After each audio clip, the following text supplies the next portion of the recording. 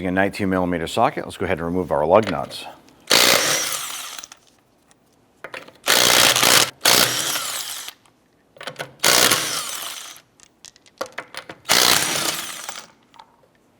Remove the wheel and set it aside. Using a 14mm socket, we're going to remove the 2 bolts holding our brake caliper on.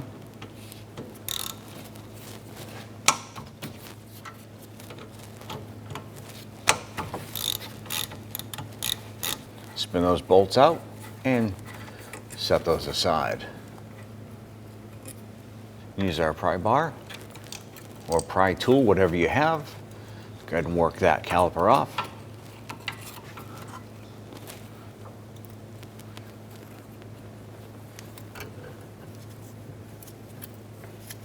Go ahead and pull your brake pads off, set those aside. Using a 14mm socket, we're going to go ahead and remove the 2 bolts holding our brake caliper bracket on.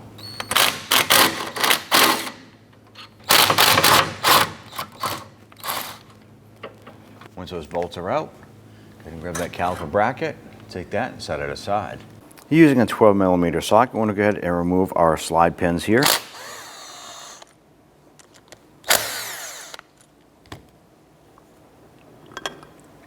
I'm just going to use a little pick. You can use a little pry tool if you have something that'll work for you. And we want to just basically pop this rubber boot off of our slide pin and remove that. Do the same for the other.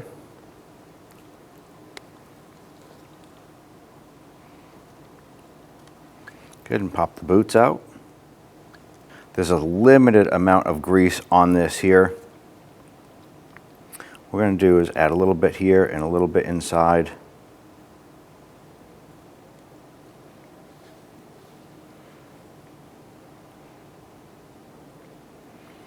Now we don't want to coat this too thick because it'll actually cause back pressure on the pin itself. If there's not enough room in there for that to move around, it'll cause almost like a vapor lock. So just thin, but want to add more than what was there.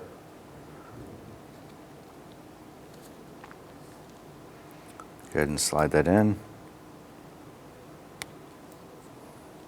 Window is going to slide the pick in here. Slide our pin in. And pull up on that boot. There we go. That'll help those slide pins last a lot longer, keeping them lubricated like that. I'm going to add a thin coating of grease in here.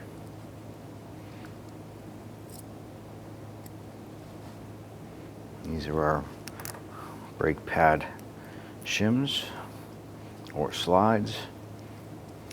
Go ahead and repeat for the other side.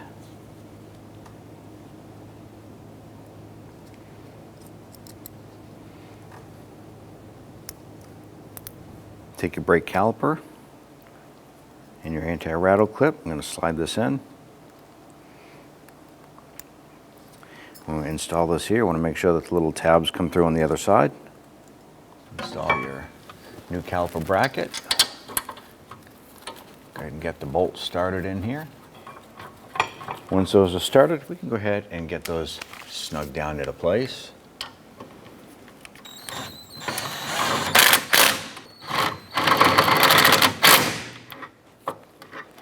Go ahead and torque these down at 41 foot-pounds.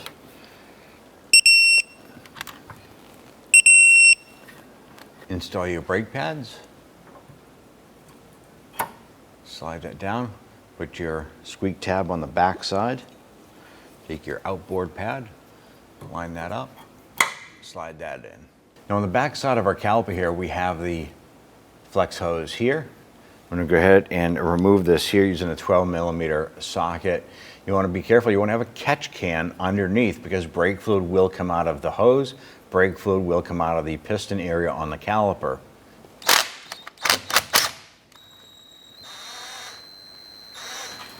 Now when you remove the bolt, there's going to be a copper washer on the bolt side and there's going to be one on the other side. We checked our hose here and our copper washer is actually on our caliper, so that's good. Now what you want to do is take your new bolt, put a copper washer on there, put it through. Once it comes through, grab your other copper washer, feed it through like so. Let's go ahead and get this bolt installed here. Now let's go ahead and tighten this down.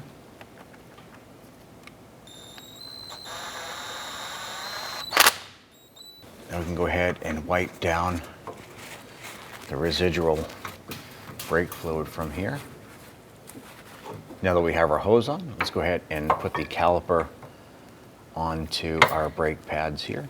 Now we have our caliper on. We have our spring-loaded anti-rattle clip there. Just going to go ahead and get our lower bolt started here. Simply apply some pressure. You're going to feel some spring pressure here. Press that down, get the upper bolt started. Let's go ahead and snug these bolts down here. Let's torque these two bolts down to 17 foot-pounds.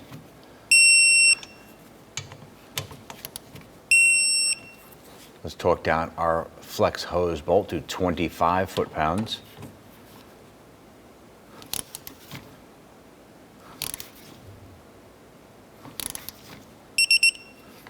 Now let's go ahead and pull off the rubber boot right here on our bleeder screw. We still have our catch can underneath the vehicle. Gonna use our 10mm wrench, open this up. What this is gonna allow to happen is brake fluid will come through this hose, go into the piston, and will start to come out to the bleeder screw and start to run out. Once we see that, we'll go ahead and snug this down. So now we have our brake fluid coming out. Let's go ahead and snug this screw down.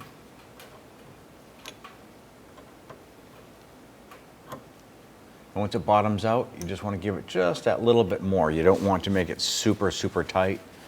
You just want to make sure that that fluid stops leaking out. Wipe down the residual brake fluid, and go ahead and pop on your rubber cap here.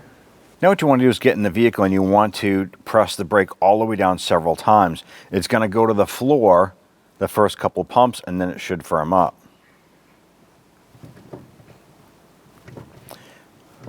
Once that's nice and firm, let's go ahead and check the brake fluid under the hood.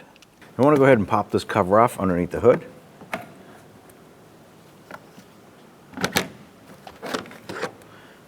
Pop that aside. That's going to expose our brake fluid right here. I'm going to go ahead and pop this open. On the side, there's going to be a minimum mark, and then there'll be a full mark. So if you find that you need fluid, you're going to add fluid accordingly through here.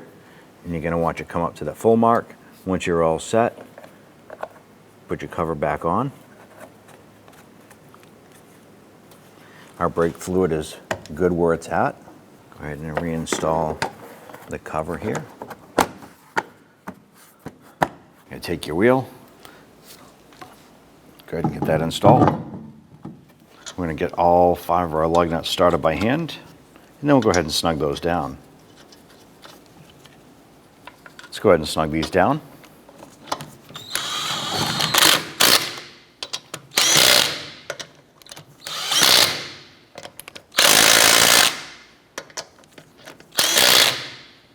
Let's go ahead and torque down our lug nuts to 80 foot-pounds.